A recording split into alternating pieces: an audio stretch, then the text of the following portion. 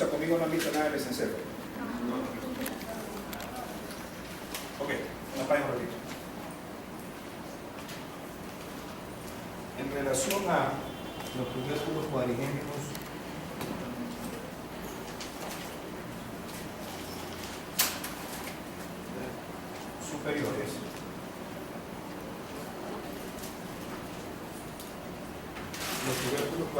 superiores,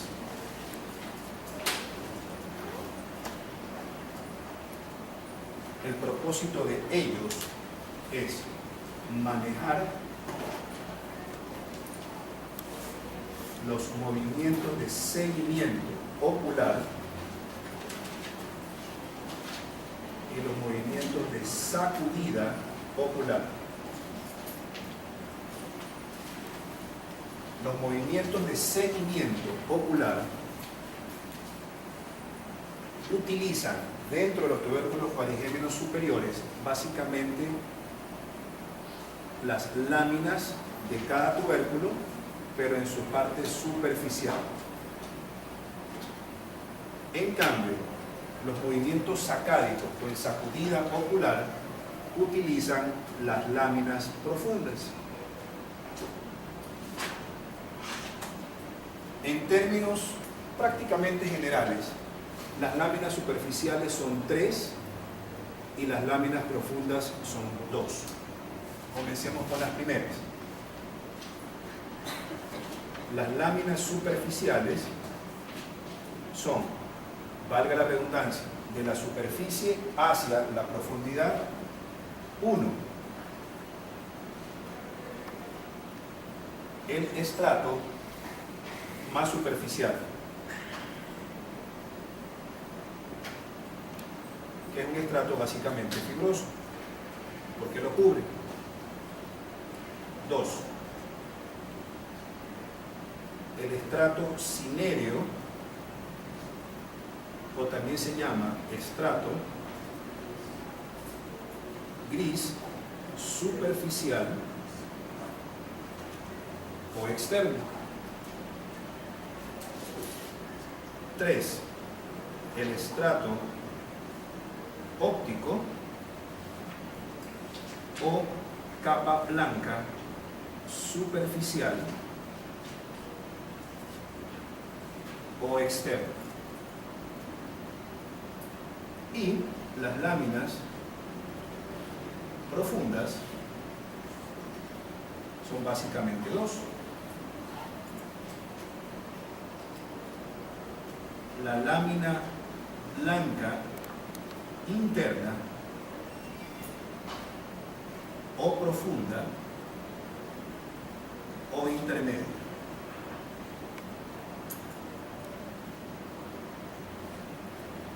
Perdón, la capa gris, la lámina gris interna.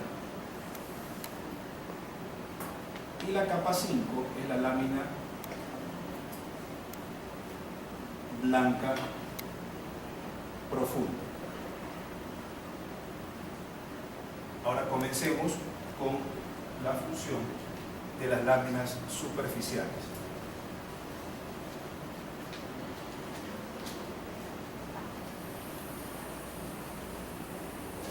¿Alguien tiene un borrador?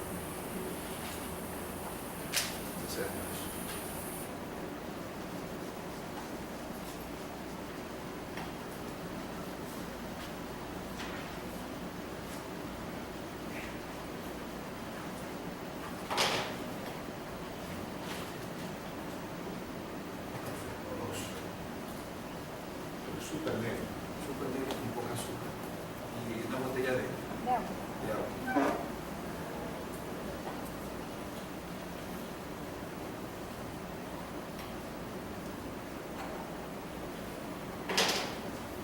Para los movimientos de seguimiento, obviamente hacia las láminas superficiales, tenemos la participación de las fibras retino-tectales y las fibras córtico-estriado-tectales. ¿Sí vieron eso? Ok, estas corticoestriados tectales proceden básicamente del área 17, o también llamada corteza visual primaria.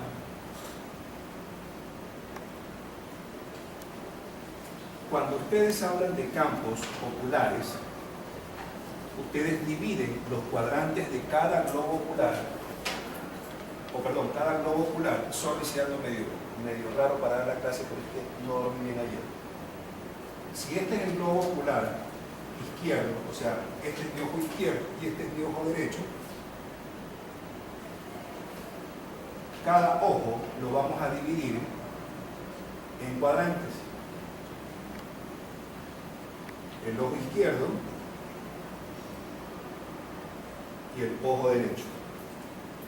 A esto que está aquí le vamos a llamar campos visuales. O sea, es lo que está de la retina hacia afuera, o sea, lo que yo estoy viendo en relación con ustedes. Esos van a ser mis campos visuales. Pero los campos visuales se cruzan ambos y se transforman en los campos retinales. Pongámosles un número a cada uno de esos campos visuales. 1, 3, 1 y 3. Acá pongámosle 2 y 4, 2 y 4. Si ustedes comienzan a enumerar cada uno de ellos, el campo número 1 será el campo visual nasal superior del globo ocular izquierdo. El número 2 será el campo visual nasal inferior del globo ocular izquierdo. El número 3 será el campo visual temporal inferior del globo ocular izquierdo. Y el 4 será el campo visual temporal superior del globo ocular izquierdo. Y lo mismo en el otro globo ocular contrario. Pero cuando estos campos visuales ya son interpretados por la retina los analiza girándolos en el sentido de las manecillas del reloj exactamente 180 grados. O sea, los veo a ustedes, pero mi retina hace eso. En el sentido de las manecillas del reloj, en cada una de las retinas, exactamente 180 grados. Estoy bien bruto, carajo. Entonces, si hago esto, el 1 que está aquí, al ser interpretado por mi retina, gira 180 grados y se coloca en el lado de acá. Entonces acaba el 1, acaba el 3, acaba el 1 y acaba el 3. Acaba el 2, 4, 2 y 4. Por lo tanto, el campo visual nasal superior del globo ocular izquierdo pasa a ser en la retina el campo retinal temporal inferior, pero del mismo globo ocular izquierdo. Entonces la interpretación de la imagen gira exactamente 180 grados. O sea, el 1 hace esto 180 grados, exactamente siguiendo la misma dirección de las manecillas del reloj. Una vez que esto sucede, la idea es viajar a través del nervio, el quiasma y la cintilla óptica.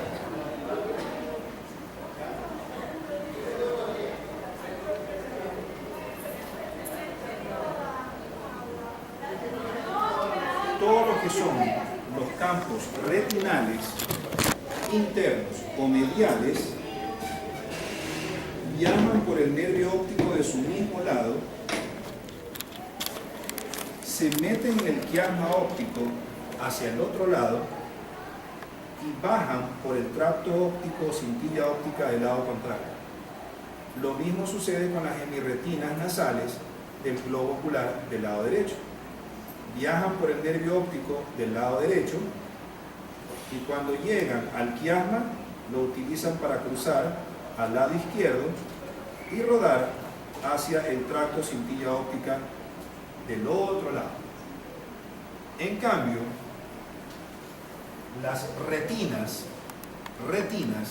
temporales bajan por el nervio óptico, pero no le paran bola al quiasma, sino que lo cruzan de largo y viajan por la cintilla óptica de su mismo lado. Lo mismo hacen las retinas temporales del otro ojo. Viajan por el nervio, no le paran bola al quiasma y bajan por el tracto o cintilla óptica del mismo lado. ¿Sí? Con el propósito de llegar ¿a dónde? A los cuerpos geniculados laterales. Dibujémoslo acá. Una vez que llegan a los cuerpos geniculados laterales,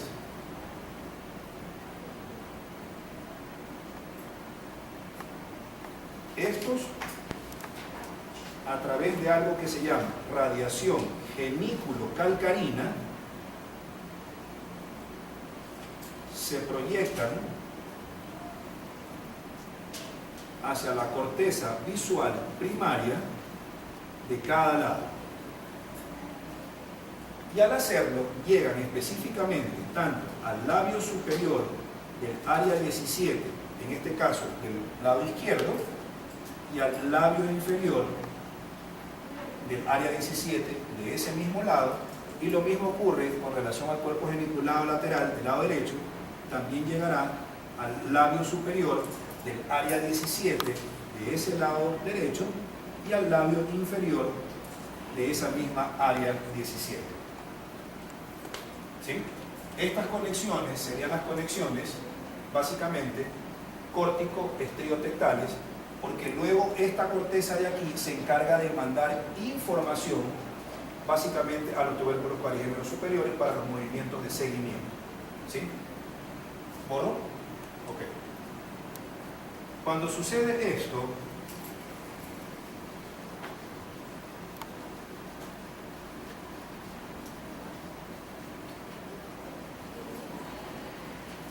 en relación a las retinotectales y a las córtico-estriadotectales,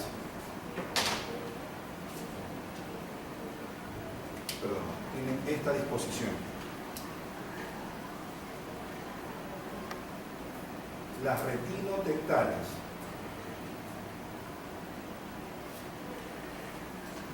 y las córtico-estriadotectales, que son básicamente las visuales, o sea, la corteza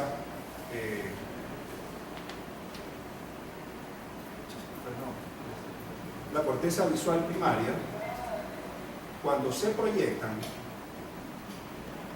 pongamos en orden descendente las capas: la capa 1, la capa 2, la capa 3, la capa 4 y la capa 5. Las retinotectales y las córtico-estriadotectales, cuando llegan a los tubérculos parigémenos superiores, terminan en la capa 3 y regresan hacia la 2 y vuelven a bajar hacia la lámina 4. ¿Sí? En cambio, las que no son ni retinotectales ni córtico-estriadotectales, sino las córtico-frontotectales, o sea, las que salen de las áreas frontales, pongamos de nuevo: 1, 2, 3, 4 y 5. Estas llegan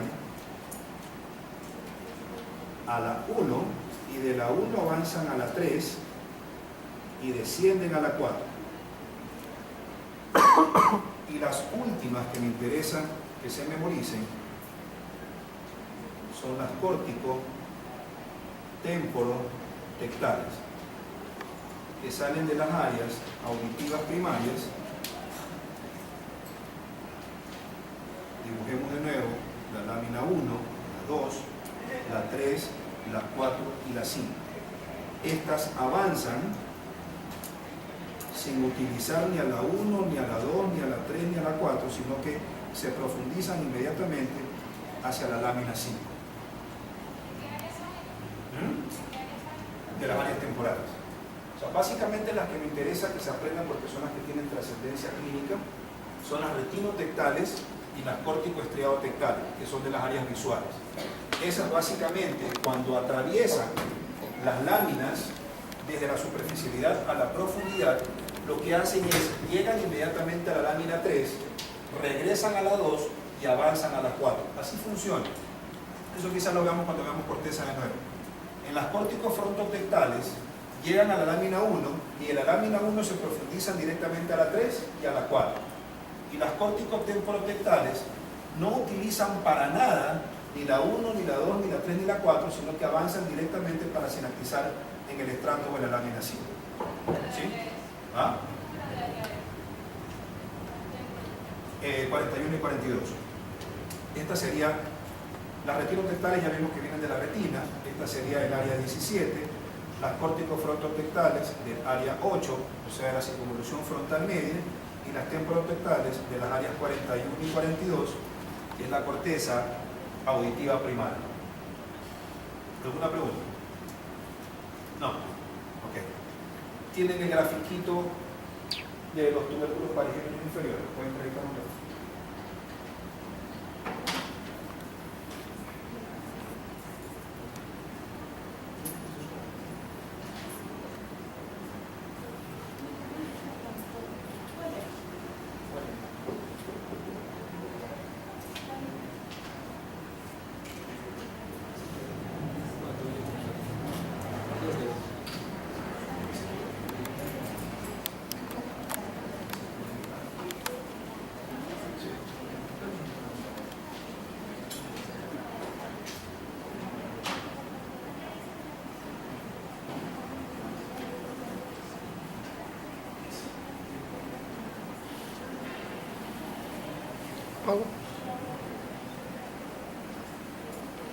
Cuando vimos audición, ¿lo pueden agrandar un poquito? No, ahí está. La audición, periféricamente hablando, es receptada desde el oído medio. Luego cada oído, periféricamente hablando, y en un 100% de cada lado, transporta la audición desde el oído medio para ser receptada por las células estriadas, las externas, las internas. Luego aquellas llegan al ganglio, básicamente al ganglio coclear, luego forman el nervio coclear y el nervio, periféricamente hablando, ingresa al sistema nervioso para hacerse central, de tal manera que la audición más es representativa, independientemente del lado que entra, pero con mayor predisposición para cruzar al lado contrario. Eso hace que si una persona tiene una lesión en el lado izquierdo, en el puente, centralmente hablando, la audición es mucho más notoria en el lado contrario, pero también en el mismo lado donde ingresó. Eso ya lo vimos. Cuando estamos ya en el sistema nervioso central y ya hemos formado las estrías que básicamente viajan por los lemniscos laterales, estos lemniscos laterales de cada lado ascienden hacia los tubérculos cuadrigémenos inferiores. Básicamente los tubérculos cuadrigémenos inferiores en el humano están divididos en tres. El núcleo central, que es el más importante, el núcleo pericentral y el núcleo externo. Pero en realidad el núcleo externo no tiene ninguna función en el humano y prácticamente es innecesario tratar de describirlo. Solamente vamos a escribir el núcleo central y los núcleos pericentrales. El lemnisco lateral de cada lado manda información al núcleo central de cada lado y al núcleo pericentral de cada lado. Cuando llega el lemnisco lateral de cada lado al núcleo central de cada lado, se proyecta en su mayor cantidad de fibras a la parte ventrolateral de cada núcleo central y en menor cantidad de fibras a la parte dorsomedial de cada núcleo central. Pero uno podría decir, ok, si cada uno de estos lemniscos laterales llega en forma individual a cada uno de los núcleos centrales, ahí se acabaría la bilateralidad auditiva. Porque recuerden que mientras ya se hace central la audición es mucho más a predominio del otro lado, pero también en algo del mismo lado. De tal manera que, por ejemplo, si alguien tuviera una lesión en el puente del lado derecho, la persona, entre comillas, estaría hipoacúsica o sorda con predominio de ¿qué lado? Del lado contrario, o sea, del lado izquierdo. Pero como del otro lado también está entrando información igualita a como entró en el lado derecho, entonces la hipoacusia es casi irrelevante, casi no se nota en un paciente, a no ser que el paciente tenga lesión de los dos lados del puente, de los dos lados de los tubérculos parigémenos inferiores, de los dos lados del cuerpo geniculado medial en el tálamo, o por último, en el peor de los casos, en las dos cortezas auditivas primarias. Entonces, ¿qué es lo que hace que se mantenga la bilateralidad auditiva? Una unión que existe recíproca entre las partes dorsomediales de cada uno de los núcleos centrales.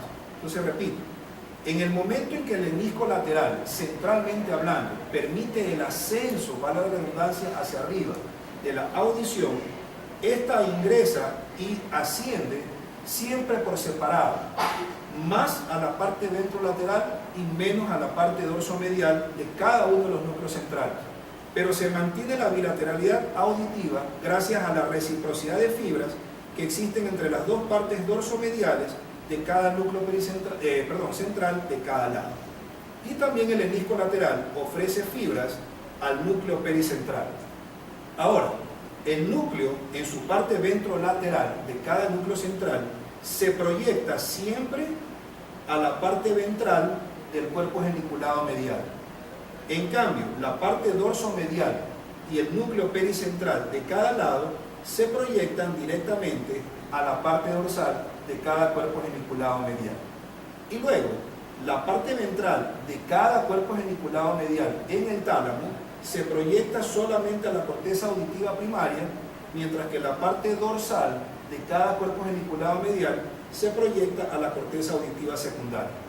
¿Y cómo responde la corteza auditiva? Básicamente, responde a través de conexiones o con el núcleo pericentral o con la parte dorsomedial del núcleo central.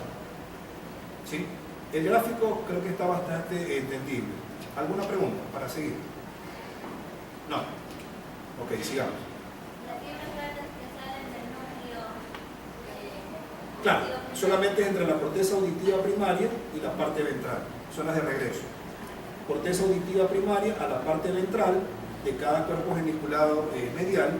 En cambio, la corteza auditiva secundaria se comunica o con el núcleo pericentral de ese mismo lado y del otro lado, y con la parte dorsomedial del núcleo central de ese mismo lado y del otro lado. ¿Sí? ¿Cuál sería la función de ese fibra que regresa? Solamente retroalimentación, nada más. Solamente retroalimentación. Tienen el gráfico del...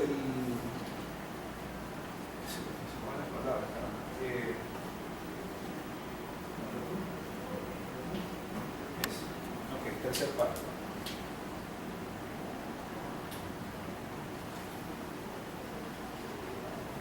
En los años 90, un fulano, apellido Warwick,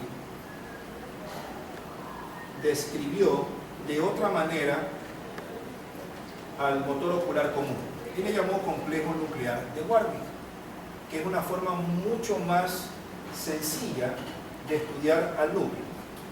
Este núcleo es un núcleo impar, localizado por delante del acueducto de Silvio, y como es un núcleo impar, está dividido exactamente en la línea media en dos mitades prácticamente exactamente iguales, del lado derecho y del lado izquierdo, para dar origen cada núcleo en su mitad a un motor ocular común de cada lado para el globo ocular derecho y para el globo ocular izquierdo. Entonces, el primer elemento que vamos a ver aquí encima es este núcleo de color verde, y a ese se le llama subnúcleo o núcleo caudal central. Le vamos a poner como NSC. Como es un núcleo impar, este núcleo impar de cada lado o de cada una de sus mitades origina fibras que van a viajar en el motor ocular común de cada lado con el propósito de inervar al elevador del párpado superior de cada ojo o de cada globo ocular, tanto del lado derecho como del lado izquierdo. ¿Sí? El siguiente grupo de núcleos es estos dos que están aquí y que corresponden al subnúcleo del recto superior. Pero resulta que inmediatamente cada núcleo de cada lado origina las fibras para el músculo recto superior, cruzan inmediatamente la línea media y en relación con el subnúcleo del lado derecho origina fibras que van a viajar en el motor ocular común, pero del lado izquierdo, con el propósito de inervar desde el lado derecho al músculo recto superior, pero del ojo izquierdo. Lo mismo ocurre con el de acá. Este sale del subnúcleo del lado izquierdo, cruza la línea media y se dirige para viajar en el otro motor ocular común, en este caso del lado derecho, para terminar en el músculo recto superior, pero en este caso del ojo derecho. Y el resto hace lo mismo siempre del mismo lado. Por lo tanto, los dos únicos núcleos, entre comillas, llamativos, clínicamente hablando, son el elevador del párpado superior y el músculo recto superior. ¿Eso qué significa? Que si una persona tuviera una lesión medial en el mesencéfalo o una lesión medial en relación al acueducto de Silvio, el más llamativo en lo que a parálisis se refiere va a ser siempre este de aquí y el músculo recto superior, por una sencilla razón, porque si algo mínimo afecta al subnúcleo caudal central, centralmente hablando, los elevadores de ambos párpados van a estar paralizados. Eso significa que por definición una lesión del sistema nervioso central en este núcleo va a producir ptosis, o sea, caída palpebral bilateral. O sea, los párpados de ambos ojos van a estar caídos. En cambio, si algo lesionara al nervio, imaginémonos al nervio del lado derecho, solamente va a haber ptosis palpebral, pero en relación al párpado superior del globo ocular derecho. Y algo también parecido ocurre si se lesionara, por decirlo así, esta parte de aquí, o sea, el lado derecho del núcleo del motor ocular común. Los demás núcleos, pero con excepción del músculo recto superior, van a estar paralizados. ¿Por qué razón? Porque recuerden que si hay una lesión en el lado derecho, va a trascender, pero en el recto superior de qué globo ocular? Del lado izquierdo. Y el resto sí se comporta siempre del mismo lado. ¿Sí? Ok. A esto de aquí se le llama trayecto nuclear. El segundo trayecto es, una vez que ha salido cada motor ocular común de su respectivo o de su respectiva mitad,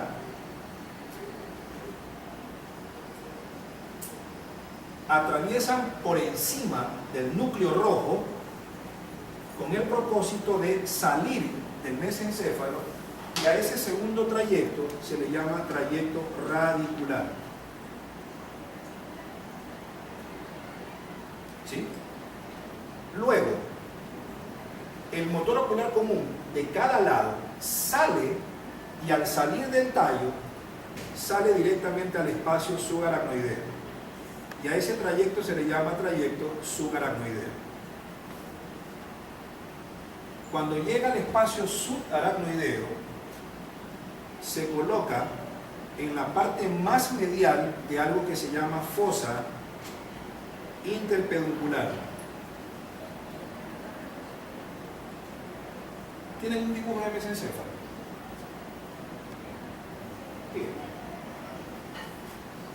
Mesencéfalo ratito para que me entiendan lo que les estoy diciendo.